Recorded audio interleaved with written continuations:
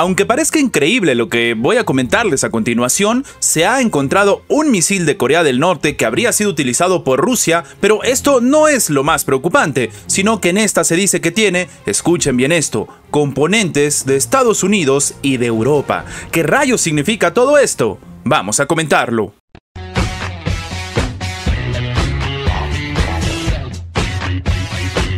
El pasado 4 de enero, la inteligencia de Estados Unidos, y esto lo comentamos en su momento, había informado que Rusia estaba utilizando misiles balísticos entregados por Corea del Norte en algunos de los ataques contra Ucrania. Esto en todo momento fue desmentido por el Kremlin.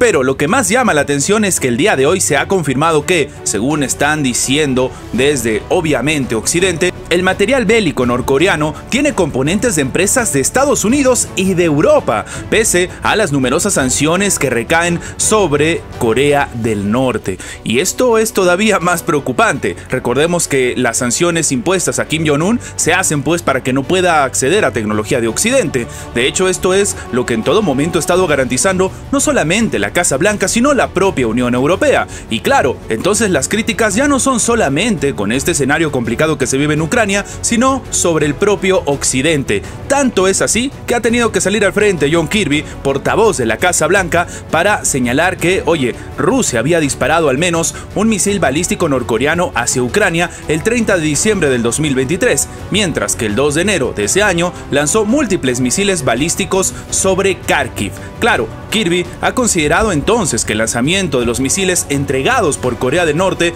con un alcance de aproximadamente 900 kilómetros, representaba una escalada significativa y preocupante en el respaldo de Kim Jong-un que le está brindando a Rusia. Pero aquí hay un escenario complicado y que debe analizarse. Tenemos dos situaciones relevantes. La primera, esto que estaría haciendo Corea del Norte es precisamente lo que está haciendo la Alianza Atlántica. Y la otra, que Rusia sigue negando un escenario en el cual Corea del Norte le haya entregado algún tipo de armamento. Sin embargo, a cambio de estos misiles, Corea del Norte estaría buscando asistencia militar de Rusia, incluyendo aeronaves, vehículos blindados y otro tipo de tecnología avanzada. Recordemos que todo lo que estamos diciendo viene precisamente de Estados Unidos. Esto lo ha dicho el propio John Kirby. Claro, hay que tomar con pinzas la información desde dónde es el origen, pero sin embargo, lo que también es verdad y está diciéndose es que varios fragmentos destruidos de las armas usadas en Ucrania fueron recogidas para su posterior análisis. La organización de investigación británica Conflict Armament Research ha examinado directamente 290 componentes de restos de un misil balístico norcoreano recuperado en enero de los ataques que había comentado el propio John Kirby, y descubrió que el 75% de los componentes habían sido diseñados y vendidos por empresas constituidas en Estados Unidos, según el informe compartido incluso por la cadena de noticias CNN. El otro 16% habrían sido componentes encontrados en el misil que estaban vinculados a empresas constituidas en Europa. Básicamente, para que se entienda, según los investigadores dicen que solo el 9% es de empresas constituidas en Asia. Sí, en este caso entonces, en resumen, el armamento que tiene Corea del Norte es de Occidente. Lo que se comenta es que estos componentes formaban parte principal del sistema de navegación del misil y podrían rastrearse hasta en 26 empresas con sede en Estados Unidos, Alemania, Japón, Países Bajos, Suiza y Taiwán, según el informe citado por la propia CNN. Lo que llama la atención es que la mitad de los componentes documentados llevaban consigo códigos de fechas identificables, y más del 75% de estos códigos indicaban una producción entre el 2021 y el 2023. Es decir, precisamente en las fechas que supuestamente el mundo le había cerrado las puertas a Corea del Norte, y se suponía las sanciones han hecho que, si se está armando Corea del Norte, no sea con elementos de Occidente, pues ahora se acaba de descubrir exactamente lo opuesto. El gobierno de Colombia ha expresado el día de hoy su enérgico rechazo a lo que ellos han calificado de irresponsabilidad en las declaraciones de Javier Milei, el presidente de Argentina, quien se ha referido a su homólogo colombiano Gustavo Petro como una plaga en el segundo incidente de este tipo en un mes. Claro, en este contexto se habla incluso de una tensión que se está viviendo en América Latina que no se tenía hace ya un buen tiempo. Lo que ha comentado el propio gobierno de la República de Colombia es que presenta presentan su más contundente y enérgico rechazo ante las irresponsables declaraciones del presidente de la República Argentina, Javier Milei, al referirse al presidente de la República de Colombia, Gustavo Petro. Esto lo ha señalado la Cancillería en un comunicado. Los comentarios ofensivos sobre Petro los hizo Milei en declaraciones al canal de televisión colombiano NTN24, al finalizar su discurso en una conferencia política de las fuerzas de derecha en Washington, D.C. el 24 de febrero, según agrega la propia Cancillería. Milei había participado pues el sábado en el National Harbor, en Maryland. Es básicamente una convención anual de la derecha estadounidense, evento en el que fue arropado por el expresidente estadounidense Donald Trump, con quien se saludó previamente. De hecho, una de las frases que dijo el propio presidente argentino es "Make Argentina Great Again", básicamente haciendo pues un símil a lo que significa MAGA dentro de la estrategia, sobre todo electoral, de Donald Trump. Al concluir con su intervención, el mandatario argentino hizo básicamente una referencia complicada, y es que hace un mes había dicho que Petro era un comunista asesino que está uniendo al país, y que en este caso esto provocó una crisis en la relación bilateral. Esto fue abordado por una periodista de NTN24 que le preguntó por esa situación y qué le diría ahora entonces a su homólogo colombiano. Ahora, lo que ha dicho el propio Javier Milei es que está hundiendo a los colombianos, o sea, que es una plaga letal para los propios colombianos. Esto terminó respondiendo Milei al canal.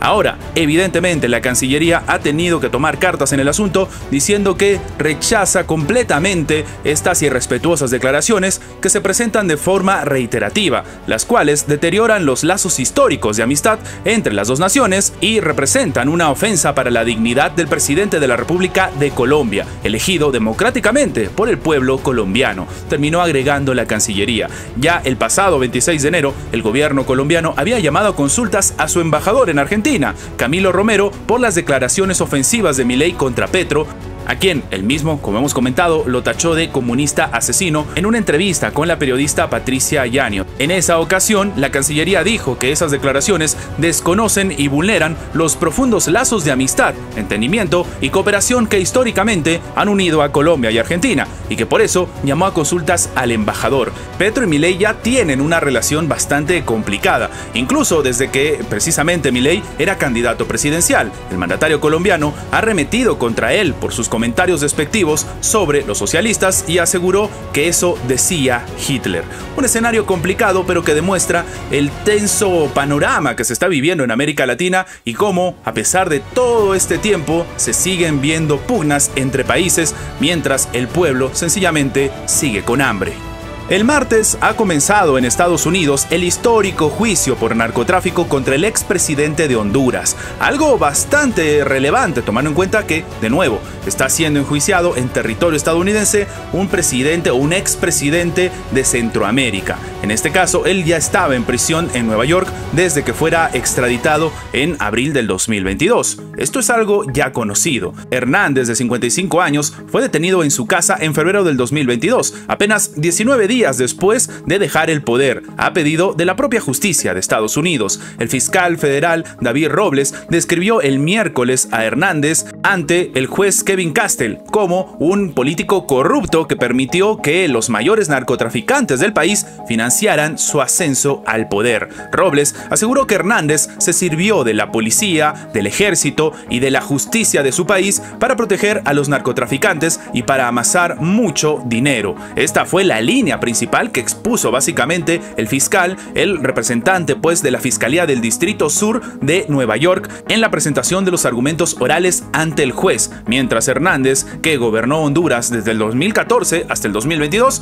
escuchaba pacientemente. Según ha reportado la agencia EFE, el abogado defensor del expresidente lo presentó como un mandatario héroe que combatió el narcotráfico junto con las autoridades estadounidenses. Sin embargo, lo que llama la atención es que, de momento, se le está acusando, como hemos dicho al inicio de este video, de 3 cargos en específico: conspiración para importar cocaína a Estados Unidos, conspiración para poseer armas de fuego y dispositivos destructivos precisamente para servirse en el narcotráfico, y posesión de ese tipo de armamento durante la conspiración de narcotráfico. Según la tesis de los fiscales estadounidenses, Hernández, junto a otros coacusados, incluidos miembros incluso de su familia y colaboradores cercanos, participó por años en una conspiración de narcotráfico corrupta y violenta para facilitar la importación de cientos de miles de kilogramos de cocaína a Estados Unidos. El Departamento de Justicia sostiene que Hernández presuntamente recibió millones de dólares en sobornos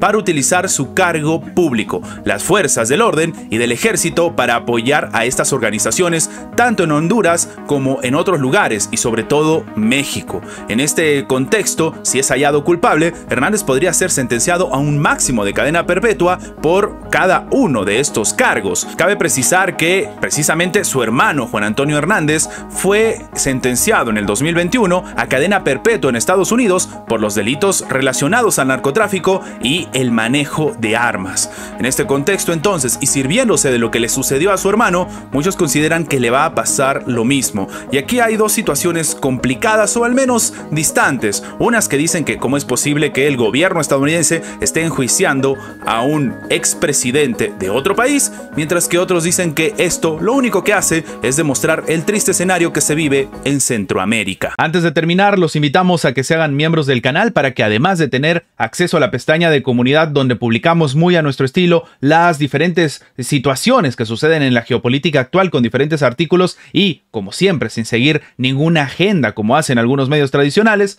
también van a tener acceso previo a poder ver los videos antes de su publicación en las horas normales, en una forma de agradecerles a todos los que hacen posible el mantenimiento de este proyecto. De nuevo, por solamente $1.99 tienen estas ventajas en forma de agradecimiento por apoyar a mantener este proyecto. Sin más que agregar, nos vemos en la próxima.